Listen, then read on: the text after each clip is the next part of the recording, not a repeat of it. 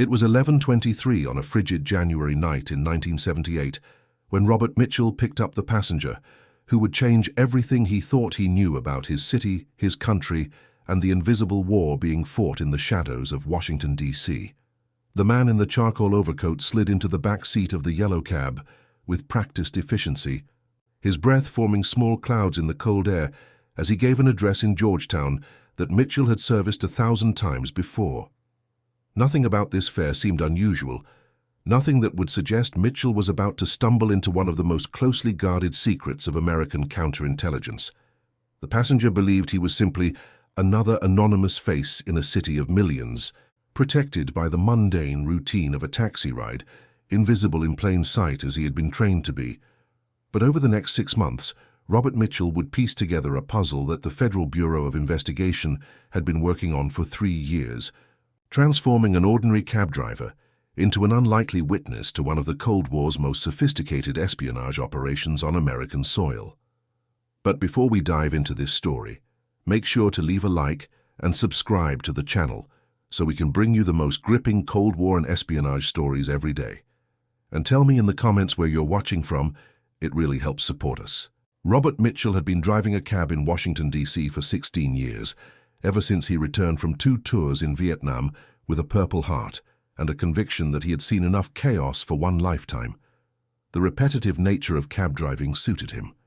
The familiar streets and neighborhoods, creating a comfortable rhythm that asked nothing more of him than patience and knowledge of shortcuts. At 42 years old, he knew every alley, every one-way street, every traffic pattern in the district.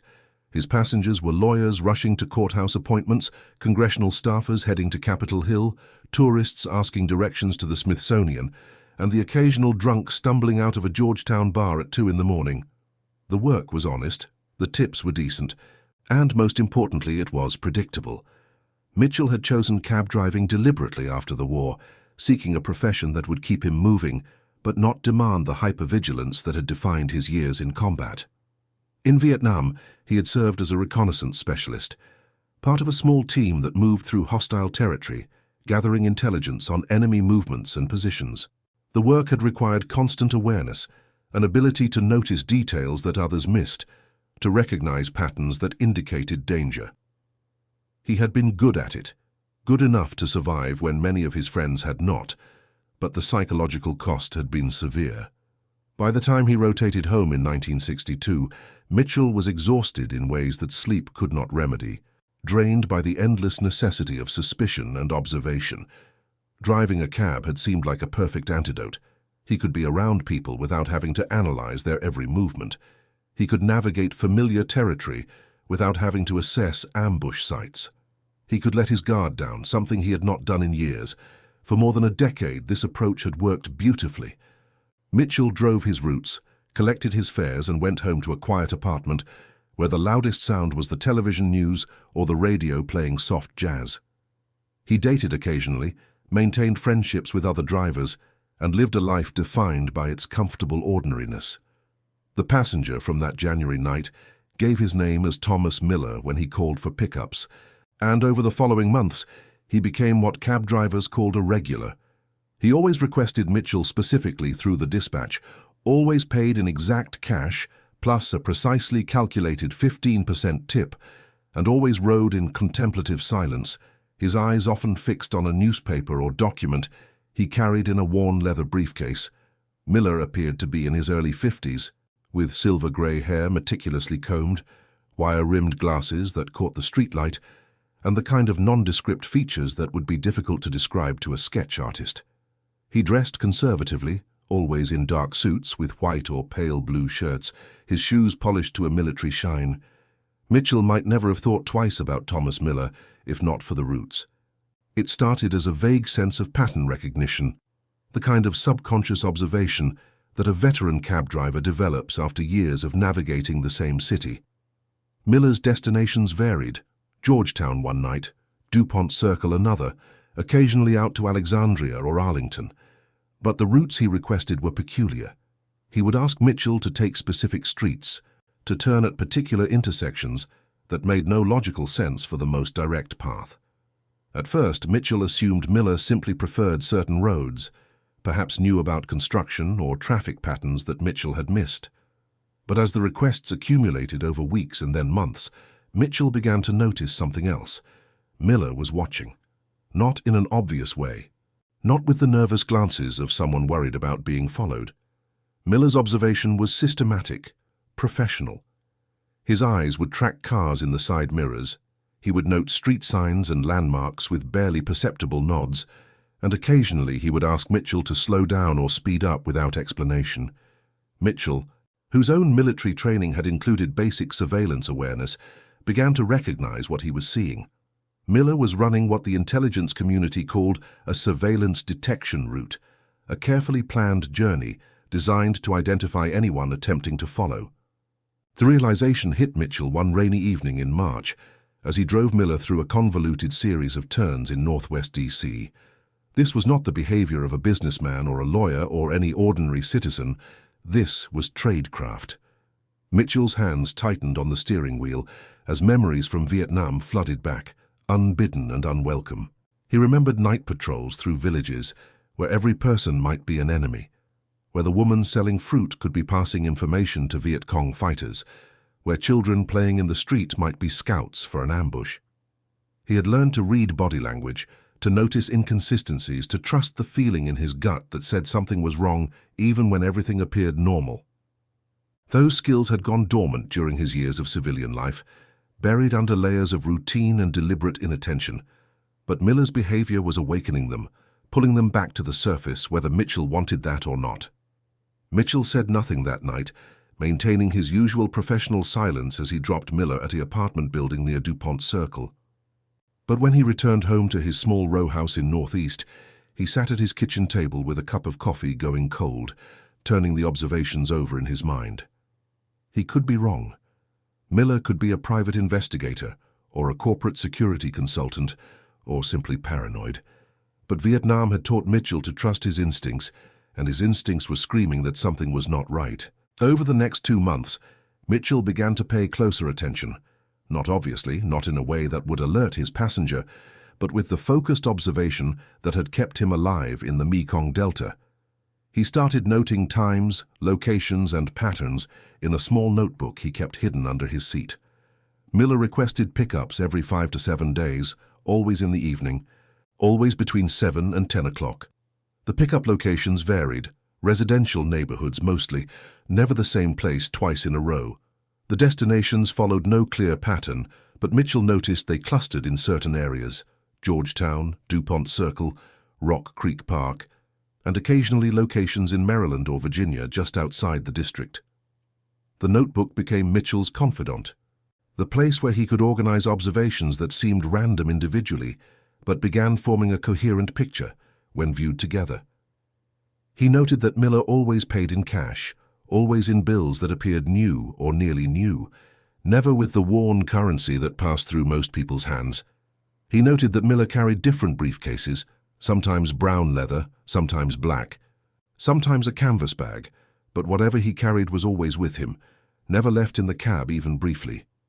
He noted that Miller's clothing, while always conservative and professional, varied in subtle ways that suggested he was trying to avoid being memorable.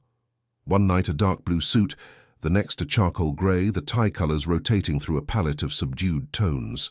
Mitchell also began noting the timing of their encounters. Miller would call for a pickup exactly 5 days after the previous ride, then 7 days, then 6, following no consistent interval, but also never deviating into truly random scheduling. This spoke to operational planning, to a calendar governed by meetings or deadlines that outsiders could not see.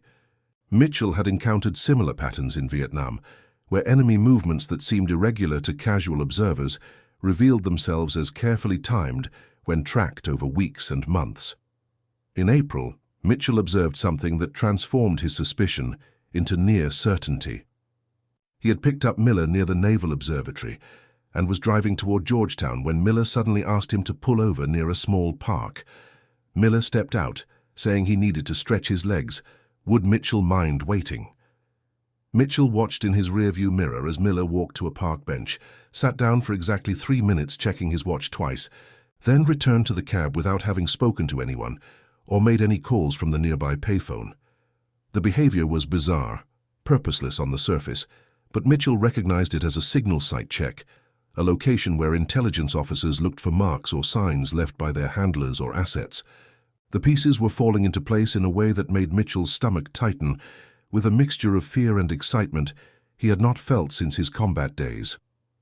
If Miller was engaged in espionage, and all the evidence suggested he was, then he was either working for American intelligence or against it. And given the elaborate surveillance detection routes, the careful tradecraft, and the obvious need for secrecy, Mitchell strongly suspected the latter. The question that kept him awake at night was what to do about it. Mitchell was not naive about the consequences of being wrong. If he went to the authorities with his suspicions, and Miller turned out to be an American intelligence officer running his own operation, Mitchell could find himself facing serious legal trouble for interfering with classified activities. If Miller was simply a paranoid businessman or had some other innocent explanation for his behavior, Mitchell would look like a fool at best and face a lawsuit at worst. But if Miller was a foreign agent and Mitchell did nothing and something terrible happened, American lives could be at risk. The weight of this decision pressed on Mitchell in ways that reminded him of combat, where the wrong choice could mean death, but inaction could be equally fatal. He found himself losing sleep, lying awake in his apartment, watching shadows move across the ceiling, running through scenarios and outcomes. He imagined walking into a police station or an FBI office and trying to explain why he thought his regular passenger might be a spy. The conversation seemed absurd in his head, the kind of paranoid fantasy that got people labeled as cranks or conspiracy theorists. But the observations in his notebook were not fantasies. They were facts, documented patterns that spoke to something beyond ordinary civilian behavior. Mitchell talked to no one about his suspicions, not to his fellow cab drivers, not to the woman he was casually dating, not to his brother who lived in Baltimore. The isolation of carrying this knowledge became its own burden, adding to the weight of decision. He considered simply refusing Miller's future requests for rides, claiming illness or vehicle problems, removing himself from the situation entirely, but that felt like cowardice, and worse, it felt like abandoning a responsibility he had somehow acquired simply by being observant enough to notice what others missed. In early May, Mitchell made his decision. He would gather more concrete evidence before approaching anyone, document everything he observed, and build a case that would be impossible to dismiss. He invested in a small camera, the kind tourists carried, and began photographing locations where Miller asked to be dropped off, always from a distance, always appearing to be taking pictures of landmarks or architecture. He expanded his notebook entries to include detailed descriptions of Miller's appearance, his mannerisms, the exact words he used when giving directions. The breakthrough came on a warm evening in late May. Mitchell picked up Miller near the Library of Congress and was instructed to drive toward Rock Creek Park. The route Miller specified was particularly convoluted, involving several loops and backtracking that served no purpose except to identify surveillance.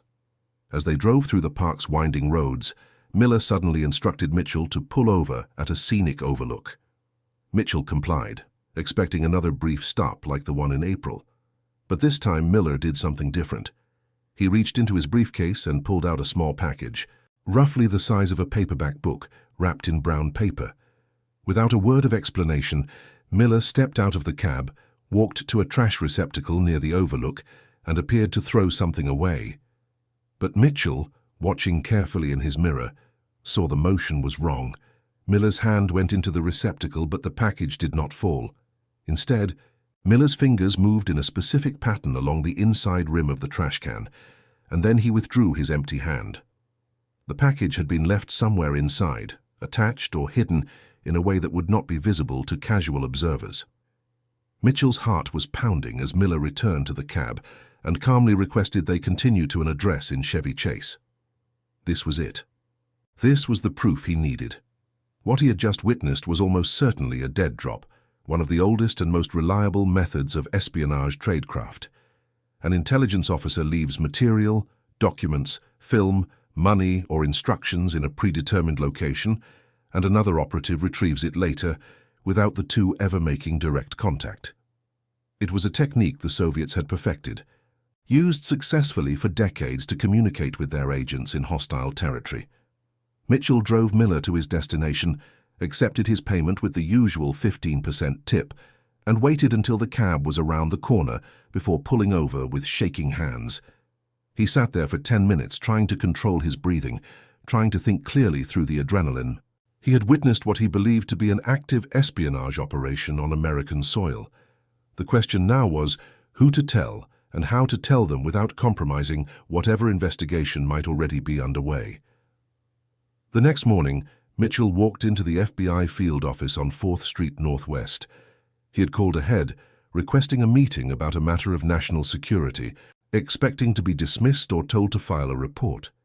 Instead, he was escorted to a small conference room where two agents in dark suits introduced themselves as Special Agents David Hendricks and Margaret Torres.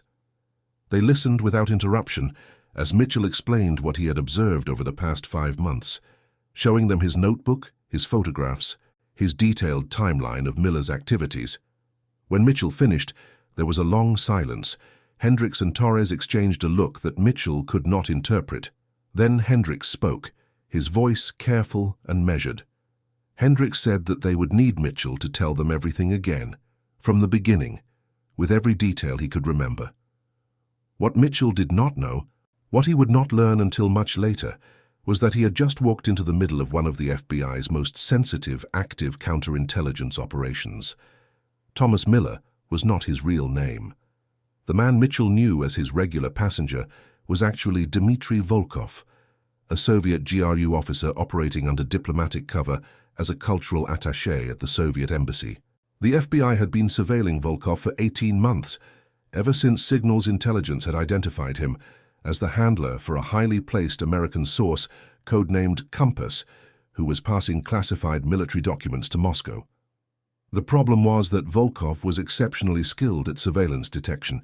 FBI surveillance teams had repeatedly lost him during his operational movements, unable to follow him to his dead drop locations or identify his meeting sites with Compass.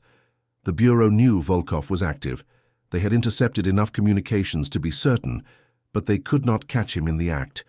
They could not find the dead drops, could not identify the signal sites, could not establish the pattern of his movements.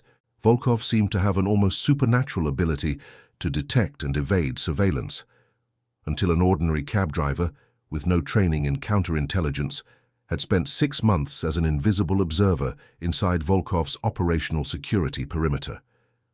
Mitchell spent the next 3 hours in that conference room, going over every detail with Hendricks and Torres.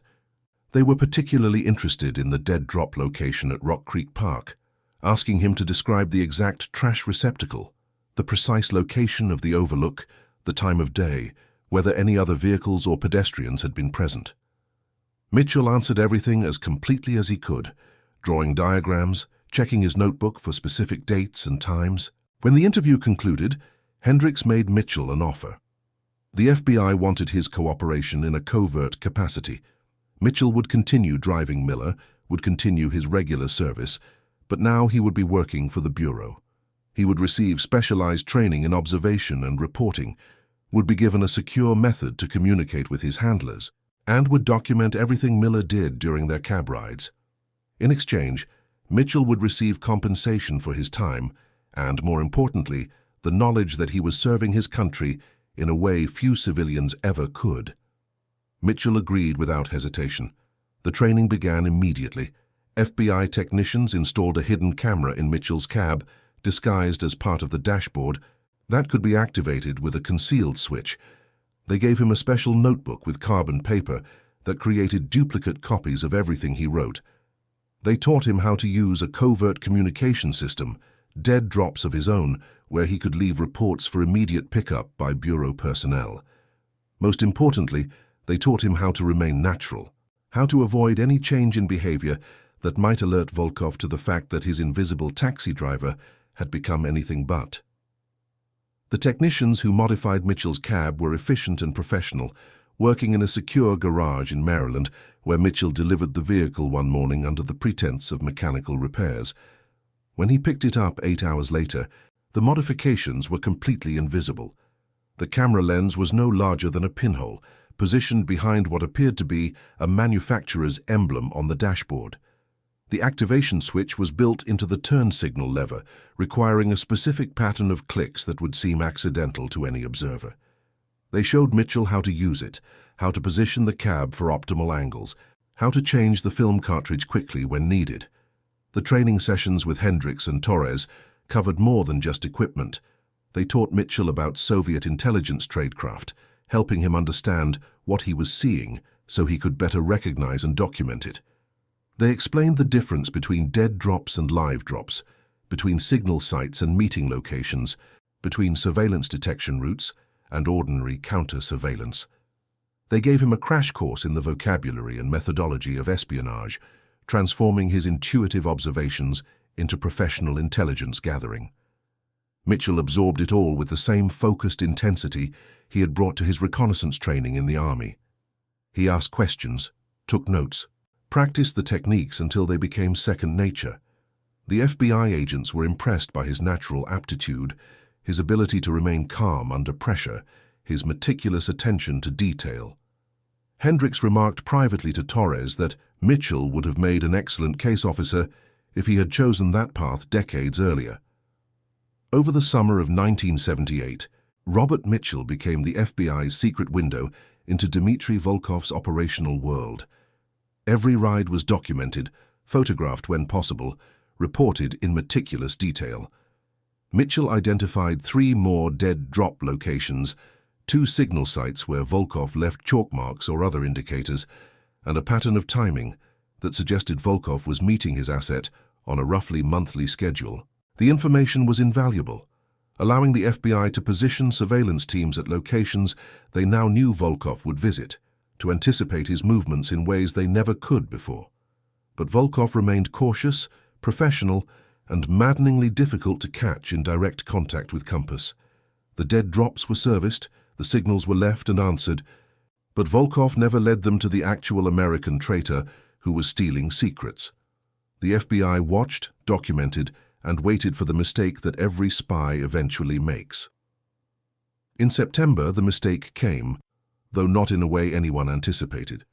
Mitchell picked up Volkov on a Thursday evening, noting immediately that something was different.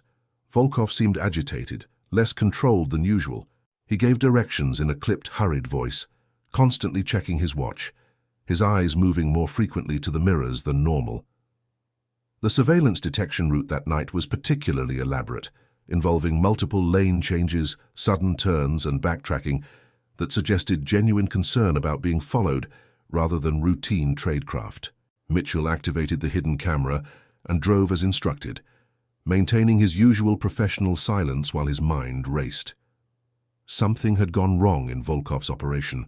That much was clear. The question was what, and whether it presented an opportunity. They ended up in Arlington, at a residential neighborhood near the Potomac River. Volkov instructed Mitchell to park on a quiet street, lined with modest single-family homes. Then Volkov did something he had never done before. He asked Mitchell to turn off the engine and wait, saying he might be 15 or 20 minutes. Mitchell agreed, watching in his mirrors as Volkov walked down the sidewalk and disappeared around a corner. This was unprecedented. Volkov had never asked Mitchell to wait before, had never risked the association of the cab being parked near an operational location for an extended period. Whatever was happening must be urgent, important enough to justify the risk. Mitchell waited 5 minutes, then made a decision that would later be described in FBI reports as either brilliantly intuitive or recklessly foolhardy. He stepped out of the cab and quietly followed Volkov's path. The neighborhood was quiet, evening settling in with that particular quality of suburban stillness. Mitchell moved carefully, staying close to parked cars and trees, using the skills he had learned in Vietnam to remain unobtrusive. He spotted Volkov standing on a corner, approximately 1 block ahead, appearing to be waiting for someone. Mitchell positioned himself behind a large oak tree, partially concealed, and watched. 3 minutes passed. Then a car pulled up to the corner, a dark blue Ford sedan with government plates. The driver's window rolled down and Volkov leaned in, speaking to someone Mitchell could not see. The conversation lasted less than 30 seconds. Then Volkov straightened, the car drove away, and Volkov began walking back toward the cab. Mitchell moved quickly and quietly back to his vehicle, arriving just seconds before Volkov rounded the corner. He was sitting in the driver's seat, apparently reading a newspaper, when Volkov opened the rear door and climbed in. If Volkov suspected anything, he showed no sign of it, simply giving Mitchell an address in the district and settling back into silence. But Mitchell had seen something crucial. He had seen the car's license plate, and more importantly, he had caught a brief glimpse of the driver's profile, enough to know it was a man in his 50s or 60s, wearing what appeared to be a military uniform. The next morning, Mitchell provided the license plate number to his FBI handlers. 72 hours later, Hendricks and Torres met him at a safe house in Maryland, their expressions a mixture of triumph and grim satisfaction. The license plate belonged to a car assigned to Colonel Richard Brennan, a senior logistics officer at the Pentagon with access to classified information about NATO military capabilities and deployment plans. Brennan was Compass. The FBI had finally identified the Soviet asset who had been hemorrhaging American secrets for nearly 3 years. Torres explained that they had been circling Brennan for months, that signals intelligence and other indicators had pointed in his direction, but they had lacked the concrete evidence needed for arrest. The meeting Mitchell had witnessed, corroborated by the hidden camera footage, provided the final piece. Surveillance teams had been deployed to Brennan's home and office, financial records were being subpoenaed, and a case was being built that would be airtight. Hendricks told Mitchell that he had done something extraordinary, that his observations and willingness to cooperate had potentially prevented years of additional damage to national security. The arrests came in October. Colonel Richard Brennan was taken into custody at his Pentagon office, charged with espionage and conspiracy to commit espionage. The evidence against him was overwhelming. Not just the meeting with Volkov, but financial records showing deposits that matched the timing of known document transfers, and eventually, Brennan's own confession when faced with the certainty of conviction. He had been passing classified information to the Soviets for nearly 4 years, motivated by a combination of financial need and ideological sympathy developed during a posting to Europe in the late 1960s. Dmitry Volkov was declared persona non grata by the State Department and expelled from the United States within 48 hours of Brennan's arrest, his diplomatic immunity protecting him from prosecution but ending his intelligence career on American soil. He returned to Moscow, where, according to later intelligence reports, he faced severe consequences for the failure of his operation and the exposure of a valuable asset. Robert Mitchell attended Brennan's trial as a witness, though his identity was protected, and his testimony given in a closed session to preserve operational security. Brennan was convicted on all counts and sentenced to 30 years in federal prison, later reduced to 25 in exchange for his cooperation in identifying other individuals who had been approached by Soviet intelligence. He served 19 years before being released on parole in 1997, a broken man who lived his remaining years in obscurity and regret. For Mitchell, the experience was transformative in ways he struggled to articulate, even to himself. He continued driving his cab, continued navigating the familiar streets of Washington, D.C., but the city looked different now. He understood that beneath the surface of ordinary life, beneath the mundane routines of traffic and commerce and daily business, invisible wars were being fought by invisible soldiers. Every passenger could be more than they appeared. Every routine could conceal a secret. The predictable world he had sought after Vietnam was revealed as an illusion, a comfortable fiction that masked deeper and more dangerous realities. The FBI offered Mitchell permanent employment as a source handler or surveillance specialist, recognizing his natural aptitude for the work. He declined, not out of lack of patriotism or interest, but because he had learned something important about himself. He was not built for the world of deception and manipulation that espionage required. He had stumbled into it by accident, had served when called upon, but his soul required honesty and transparency to function. He needed to be Robert Mitchell, cab driver, not a man living under layers of cover and lies. But he remained available, remained willing to help when asked. And over the following years, he assisted the FBI in several other cases, always in peripheral ways, always as the invisible observer who saw things others missed. The Brennan case had broader implications, that rippled through both American and Soviet intelligence communities. The FBI's success in identifying and arresting a Soviet asset using unconventional surveillance methods led to a comprehensive review of counterintelligence procedures. The idea that a civilian, with basic observation skills and persistence, could penetrate operational security that had defeated professional surveillance teams was both inspiring and troubling. It suggested vulnerabilities in Soviet tradecraft that could be exploited, but also highlighted how American intelligence might be similarly vulnerable to patient observation by untrained adversaries. For the Soviets, the loss of Brennan and the exposure of Volkov represented a significant operational failure. Internal KGB and GRU assessments, later obtained by Western intelligence after the Soviet Union's collapse, showed intense scrutiny of what went wrong. How had Volkov, an experienced intelligence officer with exemplary operational security, been compromised by a taxi driver? The conclusion reached in Moscow was that the Americans had developed a new form of surveillance, possibly using civilian assets in ways that were impossible to detect through normal counter-surveillance procedures. This misunderstanding actually worked to American advantage, causing Soviet intelligence to waste considerable resources developing defenses against a civilian surveillance network that did not actually exist. The truth, as Hendricks explained to Mitchell years later over coffee at a diner in Silver Spring, was much simpler and more profound. Mitchell had succeeded where professional surveillance had failed because Volkov never saw him as a threat. To Volkov, Mitchell was part of the scenery, a piece of urban furniture as unremarkable as a mailbox or a streetlight. Intelligence officers were trained to detect hostile surveillance, to identify the signs of professional watchers, but they were not trained to consider that the infrastructure of their daily lives might be observing them. The cab driver, the doorman, the waitress, the postal worker, these people were invisible not because they were covert, but because they were so overtly mundane. In 1985, 7 years after the Brennan arrest, Mitchell received a letter at his home. It had no return address, but the postmark was from Virginia, likely CIA headquarters at Langley, though nothing explicitly identified it as such. Inside was a simple note of commendation, thanking him for his service to his country, and a medal.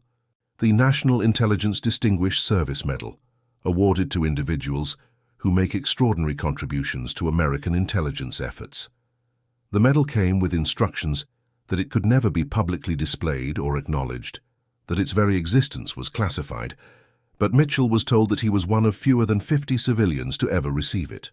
Mitchell kept the medal in a locked box in his basement, never showing it to anyone, not even his wife when he remarried in 1987. It was enough for him to know what he had done, to understand that in his own small way, he had fought in the Cold War and won a battle that most Americans would never know was fought. The experience changed how Mitchell viewed his work. Driving a cab was no longer just a job. It was a position of observation, a platform from which to witness the reality of his city. He paid attention to his passengers in ways he never had before, not because he was looking for more spies, though he remained alert to that possibility, but because he understood that everyone had a story, everyone was more complex than they appeared, and the surface of things rarely revealed the depth beneath. He trained himself to listen more carefully when passengers spoke on phones or conversed with companions. He noted when people asked for unusual routes or destinations. He observed the small details, the nervous glances, the careful word choices, the body language that suggested stress or deception or fear.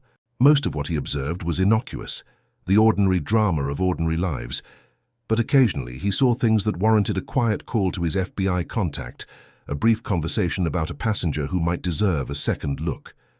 None of these observations led to anything as dramatic as the Brennan case. Most resulted in nothing at all, innocent explanations for suspicious behavior.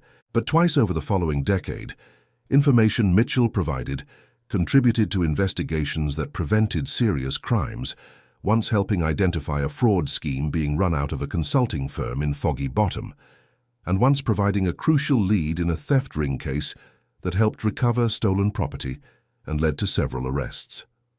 Mitchell never sought recognition for these contributions, never spoke about them publicly, understanding that his value lay in his invisibility. He was most effective when he appeared to be nothing more than what he was, a cab driver navigating the streets of Washington, D.C., unremarkable and forgettable. In 1991, when the Soviet Union collapsed and the Cold War officially ended, Mitchell felt a complex mixture of relief and melancholy. The great ideological struggle that had defined his adult life, from Vietnam to the Brennan case, was over. The enemy he had fought, first as a soldier and then as an accidental spy, had defeated itself through the contradictions of its own system. He should have felt victorious, and part of him did, but another part mourned the clarity of purpose that the Cold War had provided. The world that emerged from the ruins of Soviet communism was more complicated, more ambiguous, filled with threats that did not wear uniforms or salute flags or declare themselves openly. Mitchell retired from cab driving in 2003 at the age of 67, his body finally unable to handle the long hours and physical demands of the work.